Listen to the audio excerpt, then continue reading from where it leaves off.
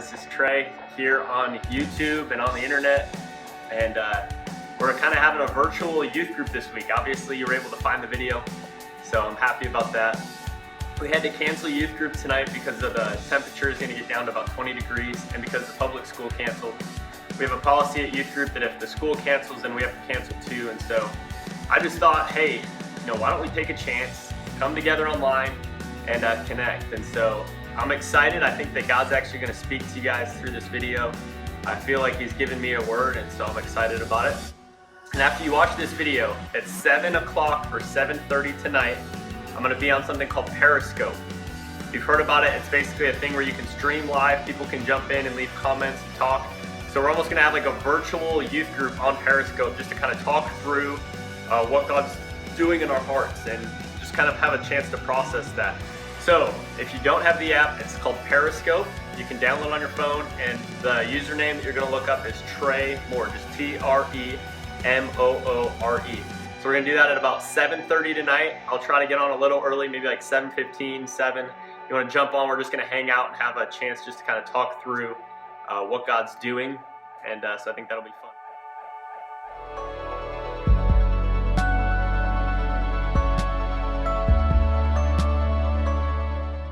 Really what I want to talk about on this video is how to deal with tragedy. I know yesterday I was surprised just to see some of the Facebook posts that were coming through social media, and I thought it was interesting just the way in which you guys as the youth were really just pushing everyone to pray and just saying, hey, my prayers are with this family. It's a tragedy. And it kind of came out of left field. And so I want to just talk to you guys about how to deal with something like that.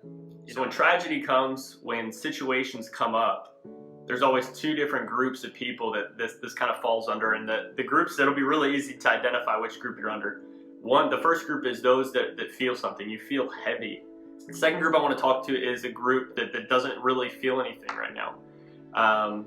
You have friends around you. You might have known, in this particular case, you might have known this girl personally, and you're thinking to yourself, I have to feel something.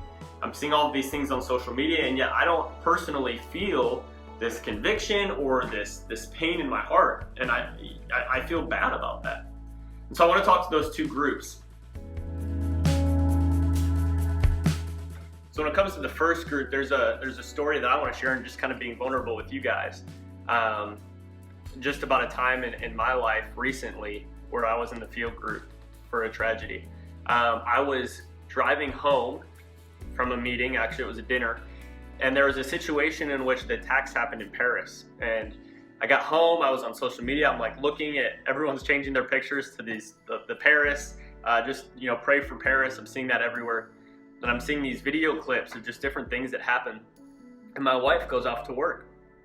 And so Brittany's gone, I'm home for the night, and I just want to play video games.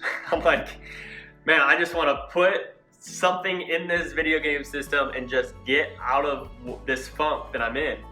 And I was like, I got to do that. I got to watch a movie. I got to watch a TV show. I got to pull up Netflix. I have to do something to get out of this feeling because I was in such a funk. And so I'm on my knees literally trying to put a game into my game system, and I just keep hearing the Holy Spirit just say, just sit down. So I got on my couch and I just sat there and did nothing, literally did nothing for probably 10 minutes. And I sat there and I began to think about what had just happened in the lives that were lost and the people that it affected. And as I sat there, I just started to cry. And I haven't cried like that in a long time. And I just started crying and crying. And I'm sitting by myself. My dog is like all over me, like, it's okay. And just for me, as I cried through that tragedy, even though I didn't know anyone in Paris, even though I wasn't connected, I was feeling the heart of the Lord. And I kept trying to tell myself, just be okay, be fine, it's okay. And yet as I just sat there and I cried, it was like the comforter, the Holy Spirit came down upon me. And it actually made me think of a scene from a movie called Inside Out. I don't know if any of you guys have seen this movie, But there's a scene in which basically the movie is like this, that there's these little characters inside this girl's head, and they're all a different emotion. And so there's joy, there's anger, there's sadness, there's all kinds of emotions. And fear was one of them as well. And I think what happened is there's a scene where one of these it was like her imaginary friend, he begins to lose some of his stuff and he becomes sad. And Joy comes alongside him, and Joy is like, it's okay, let's go, it's gonna be all right. And Sadness comes up and she just puts her armor on him, and he just begins to cry. And through crying through that, it actually helped him process things. So I want to show you guys that clip real quick. The stuffed animal full of pain. My rocket. Wait, Riley and I were still using that rocket. It still has some sword power left. Who was afraid the legs to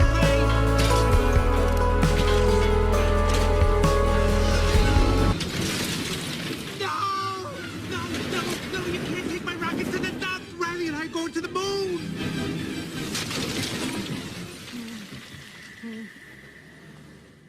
Riley can't be done with me.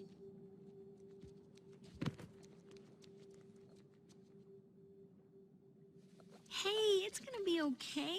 We can fix this. We just need to get back to headquarters. Which way to the train station? I had a whole trip planned for us. Hey, who's ticklish, huh? Here comes the tickle monster. Hey, Bing Bong, look at this. Oh, here's a fun game. You point to the train station and we all go there. Won't that be fun? Come on, let's go to the train station. I'm sorry they took your rocket. They took something that you loved. It's gone. Forever. Sadness. Don't make him feel worse. Sorry. It's all I had left of Riley. I bet you and Riley had great adventures. Oh, they were wonderful. Once we flew back in time. We had breakfast twice that day. Sadness. It sounds amazing. I bet Riley liked it. Oh, she did. We were best friends. Yeah, it's sad.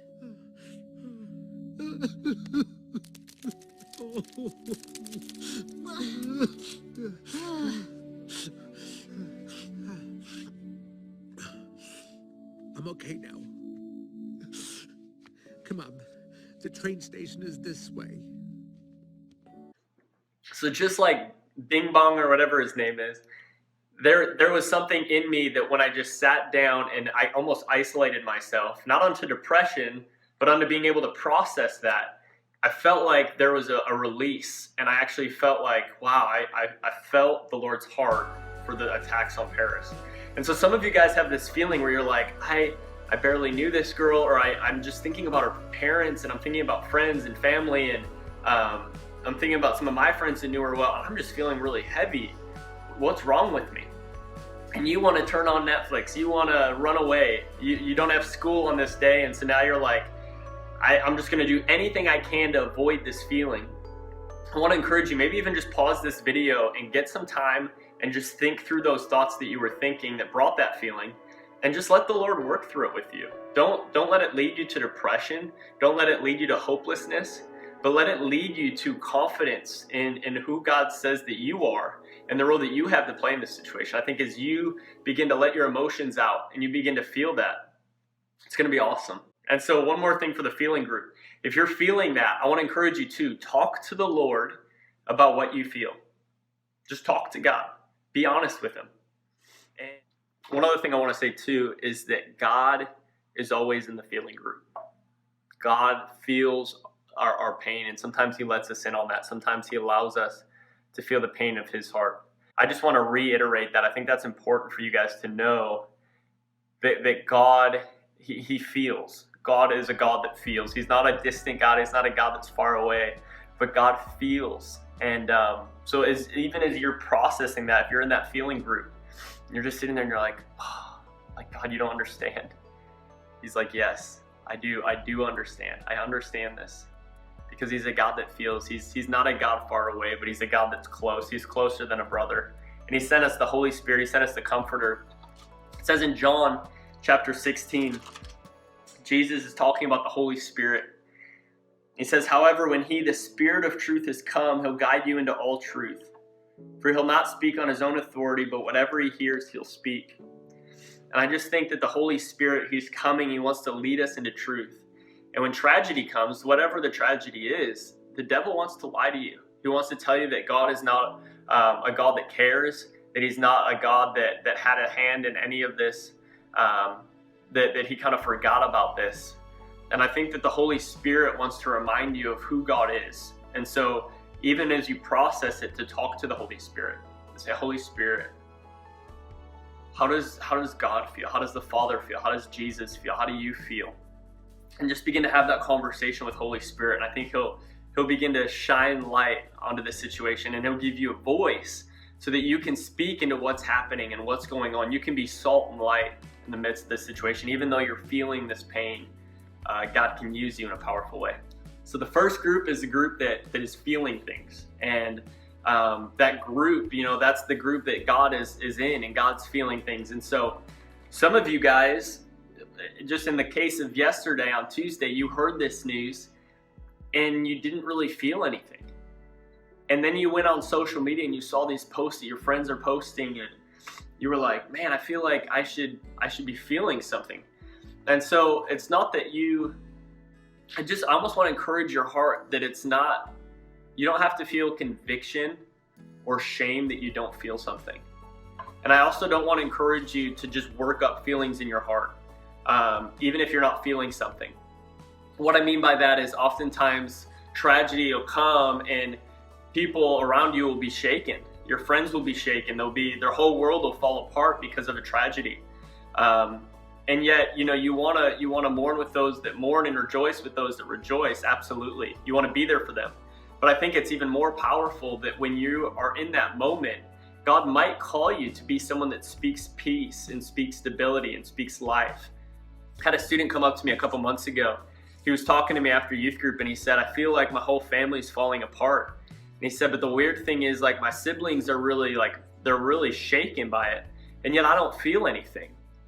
And I began to talk to him just kind of what I'm telling you guys, and how God might be using him in that season to give stability to his siblings. Because what if all of them were completely shaken? And there was nobody that was on this solid foundation and wasn't thrown left and right by their feelings, but just felt like, okay, this is the situation.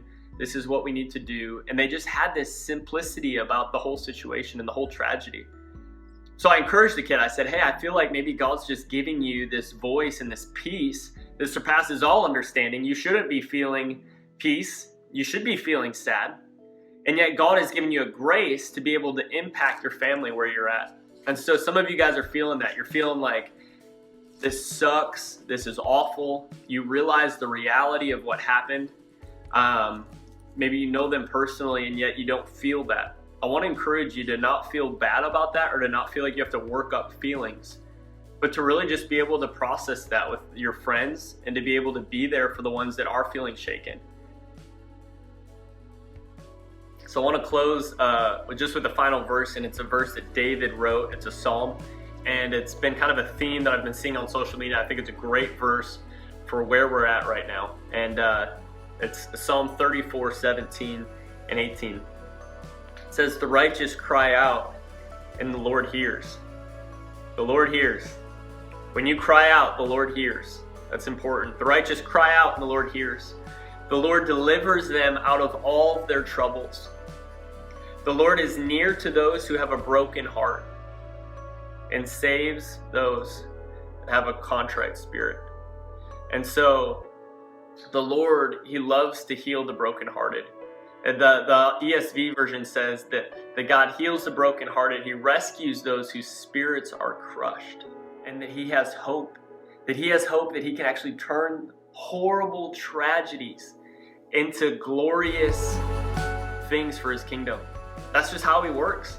God takes ashes and makes beautiful things. And even though the enemy doesn't want us to have youth group and weather is going crazy, we're going to connect and talk about Jesus. So I love you guys so much.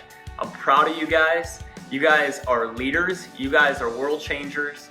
And you guys are doing an awesome thing.